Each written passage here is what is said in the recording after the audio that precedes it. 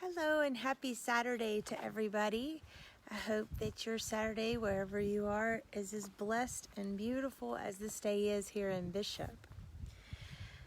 I have continued to work my way through another chapter of God Online, A Mystic's Guide to the Internet by Bruce Epperly, and I wanted to share with you this wonderful rethinking of the Examen from St. Ignatius of Loyola that Bruce has done. And he says a 21st century version of the Examen might be limited to 5 to 10 minutes of silence and reflection, such as the following. 1.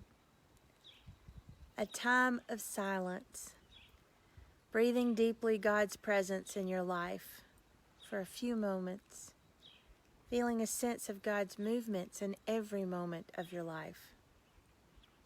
2. A moment of thanksgiving for the God moments and graces of the day. 3. A prayer that the Holy Spirit reveal moments of faithfulness and inattentiveness, blessing and alienation throughout the day. 4. A moment of review of my internet and social media communications in light of God's calling to wholeness.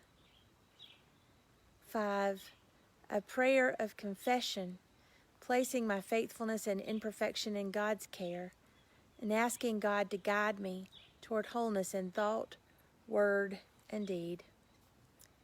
And 6, opening to God's sustaining love to overcome my temptations to alienation and God forgetfulness in daily actions and on the internet and social media.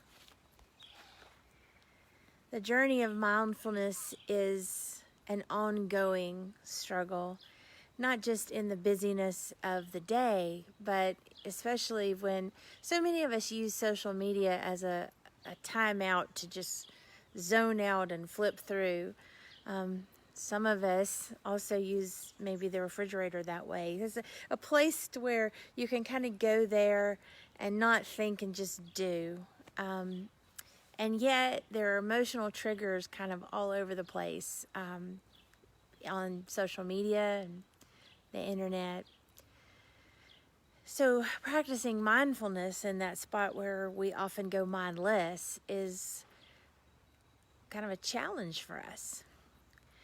But I think we're up for that challenge if we start to kind of redirect how we understand our relationship to the internet and to social media, and remembering that most of the people, yes, there is such a thing as a Russian bot, or other bots from wherever that are fake and just put there to drive you nuts. But for the most part, the people that are comforting or angering us are actually people we know.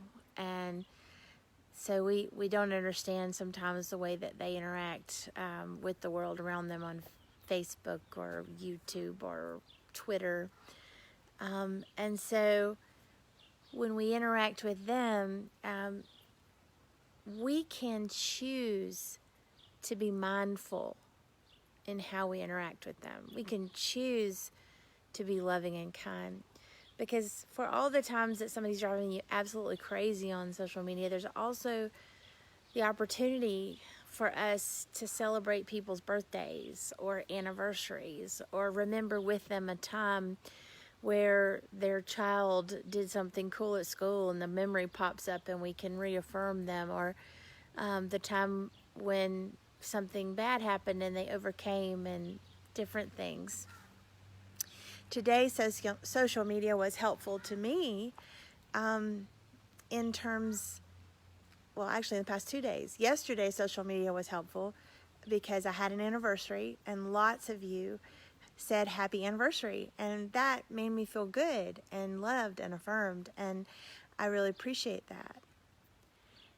Some people, though, also in addition to social media, I had several people come and social distance in my yard with masks and sang us from the church, sang us happy anniversary, and that just meant a whole lot to us because we need both. We need this online community where we're able to safely get with each other, and we need the real-time community where we are really being careful with one another, but yet reminding each other we are still physically present with one another.